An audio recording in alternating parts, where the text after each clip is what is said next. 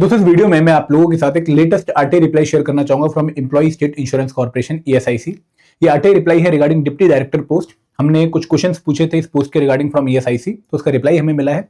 Reply बहुत satisfactory नहीं है, ठीक है, आशाओं के अनुसार नहीं है, और हमें इस रिप्लाई से यही जो है एक एक्सपेक्टेशन लग रही है कि नोटिफिकेशन और डिले हो सकती है। तो मैं आपके साथ ये रिप्लाई पूरा शेयर करता हूं, लेकिन आगे बढ़ने से पहले मैं आप लोगों से रिक्वेस्ट करूंगा कि भाई अगर आप लोग ईएसआईसी डीडी एग्जाम की प्रिपरेशन में इंटरेस्टेड हैं, इस एग्जाम को अप्रोच करने के बारे में सोच रहे हैं, तो आप लोगों के पास एक बहुत इंपॉर्टेंट रिसोर्स प्रिपरेशन का पीवाईक्यूज होने चाहिए। तो यहां पर हम आप लोगों को 2012 एंड 2022 के PYQs of ESIC DD exam provide कर रहे हैं विद आंसर की। आप इनको डाउनलोड कर सकते हैं, लिंक आपको इस वीडियो के डिस्क्रिप्शन में मिल जाएगा। दोस्तों यहां पे मैं आप लोगों को बताना चाहूंगा कि वीडियो उन्हीं बच्चों के लिए जो कि ईएसआईसी डीडी एग्जाम की प्रिपरेशन में इंटरेस्टेड है। अगर आप इस एग्जाम को अप्रोच करने के बारे में नहीं सोच रहे हैं तो आप ये वीडियो स्किप कर सकते हैं। अब दोस्तों यहाँ पर मैं पहले आपको आरटीआई के क्वेश्चन दिखाता हूं और उनका रिप्लाई वन बाय वन दिखाता हूं। देखिए, हमने पहला क्वेश्चन पूछा कि भाई please provide the total number of sanctioned post of deputy director in ESIC as on date, कि भाई कितनी टोटल सैंक्शनड पोस्ट होती हैं ईएसआईसी की जो है डिप्टी डायरेक्टर की इन ईएसआईसी। तो यहाँ पे इसका रिप्लाई हमें क्या मिला है कि भाई total number of sanctioned post कितनी डायरेक्टर डीडी पोस्ट की ईएसआईसी में 584। तो यहाँ पे आप लोगों को एक बात ध्यान रखना है कि 584 जो है वो नंबर ऑफ वैकेंट सीट नहीं है, ये टोटल सैंक्शनड सीट है कि भाई एक टाइम पर ईएसआईसी में पूरे देश में लगभग 584 डिप्टी डायरेक्टर होने चाहिए। अब इनमें से क्या होगा कि भाई कुछ डिप्टी डायरेक्टर ऑलरेडी होंगे, ठीक है, मैक्सिमम डिप्टी डायरेक्टर ऑलरेडी होंगे क्योंकि काफी इनका काम चल रहा होता है, तो यहाँ पे ऑलरेडी सीट फिल्ड होंगी और कुछ सीटें वैकेंट होंगी, ठीक है।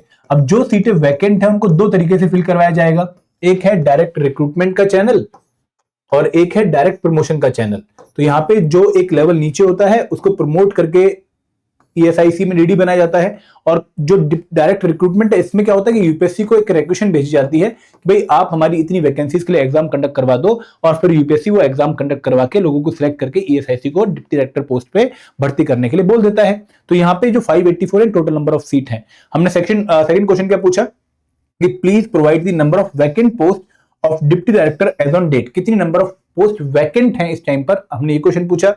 तो इसका जवाब बिल्कुल भी सेटिस्फैक्टरी नहीं मिला, क्योंकि यहाँ पे इन्होंने जो नंबर दिए वो 2022 तक के दिए हैं, 2023 और 24 के इन्होंने अंडर कैलकुलेशन बोला है, जो कि हमारे मतलब का भी था। तो यहाँ पे अगर मैं बात करूं कि इन्होंने बोला कि भाई डायरेक्ट कोटा के थ्रू 94 सीट्स वैकेंट हैं टिल 31 दिसंबर 2022, बट ये नंबर हमारे लिए मैटर इसलिए नहीं कर रहा है क्योंकि इसके बाद 2023 में 151 डीडी पोस्ट पर लोगों को सिलेक्ट किया गया था। तो यहाँ पे अब ये नंबर हमारे लिए इतने काम का नहीं है, क्योंकि ऑलरेडी इनमें से बहुत सारी सीटें जो है फिल हो गई थी 2023 में बच्चों को सिलेक्ट करने के बाद, और इसके बाद कुछ फ्रेश वैकेंसीज आई होंगी। तो हमें वो फ्रेश वैकेंसी से मतलब था कि भाई इस टाइम पर फ्रेश वैकेंसीज कितनी है। तो मैं एक डिफरेंट आरटीआई फाइल करके इनसे इंफॉर्मेशन लूंगा कि भाई आप ये कैलकुलेशन कंप्लीट करके हमें बताइए कि इस टाइम पर एज ऑन डेट जब हम दिसंबर 2025 में खड़े हैं तो कितनी सीटें वैकेंट हैं for the post of ESIC, जिनको आपने डायरेक्ट रिक्रूटमेंट चैनल के थ्रू फिल करना है। तो ये आरटीआई में एक और डालूंगा, क्योंकि यहाँ पे जो है रिप्लाई है वो बिल्कुल भी सेटिस्फैक्टरी नहीं है। हमने बहुत क्लियर क्वेश्चन पूछा था कि भाई out of these vacant post how many are proposed to be filled through direct recruitment channel. तो let's wait for another RTI reply, ठीक है। एक लास्ट क्वेश्चन मैंने इनसे पूछा था, जो कि अगेन हमें एक हिंट दे रहा है कि भाई पेपर डिले होगा। Whether ESIC has sent any requisition for filling up deputy director post through direct recruitment to the UPSC, क्या उन्होंने कोई रिक्वेशन सेंड कर दी है यूपीएससी को। तो उन्होंने बोला कि भाई no information available on record. इसका मतलब ये है कि भाई अभी तक रिक्वेशन हमने प्रिपेयर ना तो करी है और ना ही हमने सेंड करी है। तो यहाँ पे जो प्रोसेस है वो काफी स्लो चल रहा है, एज पर एक्सपेक्टेशन हमारी नहीं चल रहा। हमने पहले जो है एज्यूम किया था कि भाई नोटिफिकेशन जो है वो जून 2026 में आ सकती है, बट मुझे पर्सनली ऐसा लग रहा है कि भाई ये नोटिफिकेशन लगभग 3 महीने और डिले हो सकते हैं। तो हमें सितंबर तक इसको जो है देखने का मौका मिलेगा, क्योंकि यहाँ पे अभी ईएसआईसी के अंदर ही पूरा प्रोसेस कंप्लीट नहीं हुआ है। उसके बाद रिक्वेशन यूपीएससी को जाएगी, फिर 3-4 महीने यूपीएससी भी लगाएगा, तब जाके नोटिफिकेशन आएगी। तो यहाँ पे हम एक और आरटीआई रिप्लाई डालेंगे, एक आरटीआई और डालेंगे, फिर देखेंगे कि भाई क्या रिप्लाई आता है। और in the meanwhile we will also try to get some input from the resources जो हमारे पास हैं, कि भाई क्या इस पे प्रोसेस में आगे हमें प्रोग्रेस देखने को मिल सकती है। तो टिल देन अगर आप ईएसआईसी डीडी एग्जाम की तैयारी करने के बारे में सोच रहे हैं तो मैं यही कहूंगा कि आप सिर्फ इस एग्जाम के भरोसे मत बैठिए, आप इसके साथ किसी और एक एग्जाम को जो है टारगेट करने की कोशिश करिए। एक ऐसे एग्जाम को जो कि रेगुलरली होता है उसका पिक कर सकते हैं, और वो एग्जाम कुछ ऐसा होना चाहिए जहां से आपकी ईएसआईसी डीडी एग्जाम की काफी प्रिपरेशन मैच कर रही हो। लगभग 60-70% प्रिपरेशन अगर आपकी मैच कर रही होगी आपके टारगेट ए एग्जाम से, तो कहीं ना कहीं आप ईएसआईसी डीडी के लिए भी खुद को रेडी कर रहे होंगे। एंड दूसरी बात कि भाई अगर आप इस एग्जाम में इंटरेस्टेड हैं तो आप लोगों को इस एग्जाम की प्रिपरेशन को जो है टच में रखना चाहिए। मतलब ऐसा नहीं कि आप बिल्कुल अलूफ इस प्रिपरेशन से हो जाएं।